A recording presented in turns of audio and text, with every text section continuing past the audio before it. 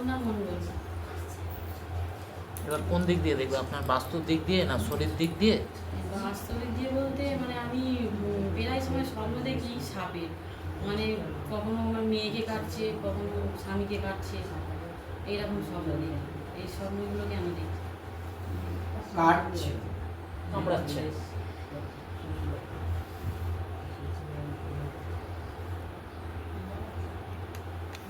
যে ঘরে বাস করতেছিস সেই ঘরে কিছু করেছিস? সত্যি কথা বলবি কিন্তু আমার কাছে। মানে কোনো আপনি কোনো ধামে গিয়েছেন বা কোনো মানে মন্দিরে গিয়েছেন, সেখান থেকে কিছু কি করে দিয়েছে, বা কোনো রোজা বন্দি বা কেউ? না, কোনো মন্দিরে না, একটা রোজায় কোনো রোজার কাছে গিয়েছিলিস তাই তো? এমনি একটা কাগজ দিয়েছিল, সে অনেক দিন আগে, সেটাই বলছে।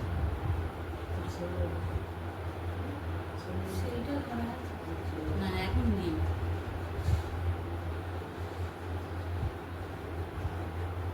বাড়িতে কোনো যাগযজ্ঞ না, কিচ্ছু করাসনি? না,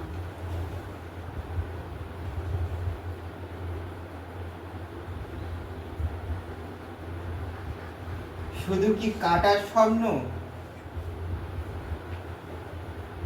হ্যাঁ, দুবার দেখেছি, কাটার সময় দেখেছি। একবার গত বছর রান্না পুজোর সময় দেখেছি, আমার মেয়েকে স্বপ্ন দেখছি, মেয়েকে সাপে কেটে নিয়ে। তারপরে এই বেশি দিন হয়নি, একবার দেখেছি আমার স্বামীকে সাপে কেটে নিয়েছে। তারপরে এমনিতে প্রায় সময় সাপ দেখি, উনিও দেখে, কাজে টাজে যায় সেখানে উনিও দেখে।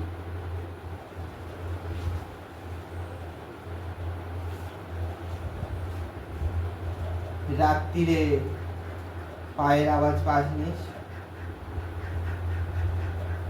পায়ের আওয়াজ অতটা বুঝতে পারিনি, ঘরে ঘুমালে আগে তখন পায়ের আওয়াজ পাওয়া যেত। বাইরে যখন আমরা বিয়ের পরে যখন বাইরে প্রথম প্রথম থাকতাম, পায়ের আওয়াজ পাওয়া যেত। এখন অতটা বুঝতে পারি না।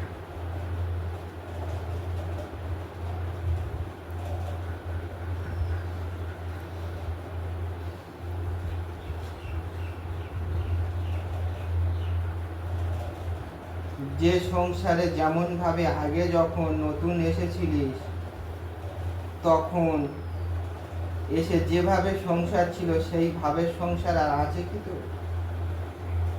না, তখন যেমন ছিল এখন আর তেমন নেই। শাশুড়ি ছিল, শাশুড়ি মারা গেছে, এখন শাশুড়ি নেই, যে যার আলাদা সংসার হয়ে গেছে।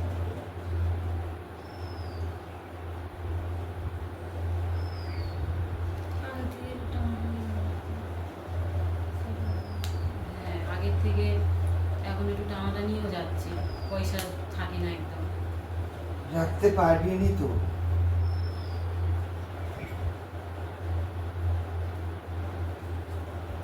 কেন, যদি একটু বলে দাও কি সমস্যা হচ্ছে।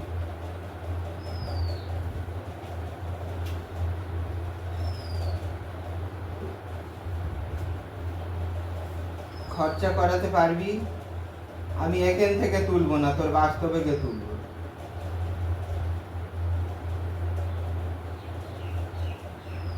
মানে কেউ কিছু করেছে নাকি?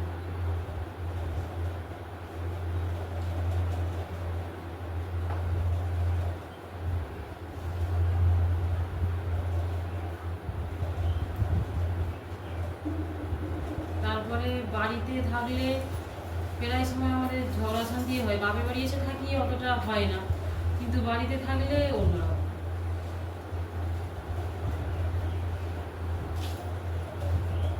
আর এমনি তো টাকা পয়সা নিয়েও সমস্যা।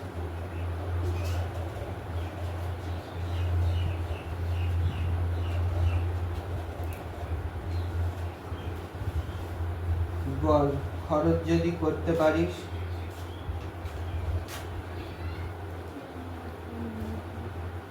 খরচ কিরকম পড়বে? খরচ অনেকটাই পড়বে।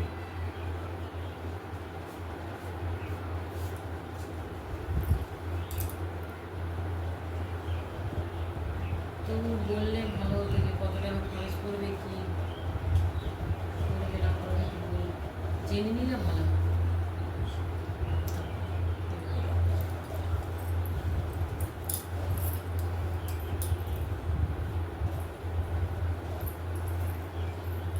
চারখানা ব্রাহ্মণ নিয়ে যাব তোর বাড়িতে।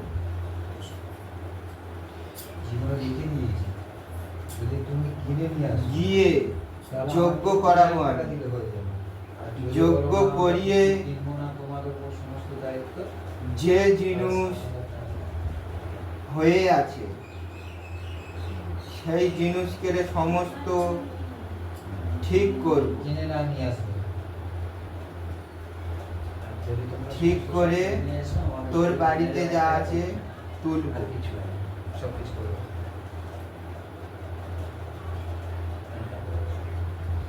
দেখ পারবি?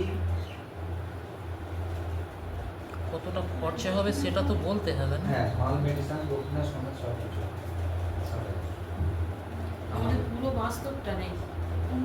তুই যেটুখানিতে থাকবি, আমি যেটুখানি আছি সেইটুকু। তোর যে ঘরটা আছে আর যদি বলো না, সেই আমি ঘরটা কিনে নিয়ে আসবো, তোর সামনে উঠোন না আছে, 3000 টাকা দিলে হয়ে যাবে।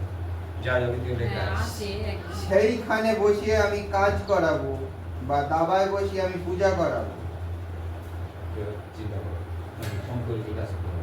যজ্ঞ করাবো।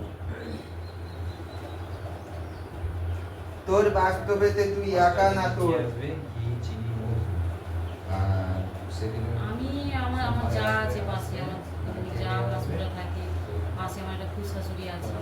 ঠাকুরের মাইকে বসে দিয়েছে। এক ওই আছে, আর দুই তোর ঘর তোর টুকুনির মতন কাজ করাবো। দেখ দুটো অপশনে যেটা ধরবি সেটা। যদি বলিস বাড়ি গিয়ে কাজ করাবার, তাহলে খরচা অনেক পড়ে যাবে। না, বাড়ি গিয়ে না করি এখান থেকে কিছু পাওয়া যাবে না? এখান থেকে করিয়ে দিতে পারবো, বাড়িতে নিয়ে চলে যেতে হবে, নিয়ে গিয়ে তোকে করে নিতে হবে।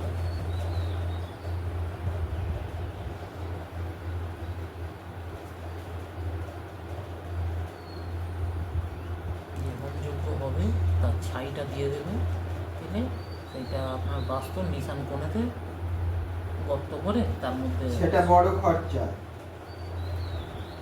আর কমের খরচায় আমি এখান থেকে তাহলে 5টি ঘটি 5টা ত্রিশূল দিয়ে কাজ করিয়ে তোর হাতে দিয়ে দেবো। দেখ কোন দিকে যাবি। মানে হোমযজ্ঞ করে যদি আপনাকে দেয় অনেক টাকা খরচা আছে। আর যদি 5টা পিতলের ঘটি দিয়ে কাটান যদি করে দেয়, হয়তো 7-8 হাজার টাকার মধ্যে আপনার হয়ে যাবে। হোম যজ্ঞ করে যদি কাটান করিস তাহলে সেখান থেকে তুলবো, আর যদি 5টা পিতলের ঘটি দিয়ে কাজ করিস তাহলে এখান থেকে তুলে দেবো।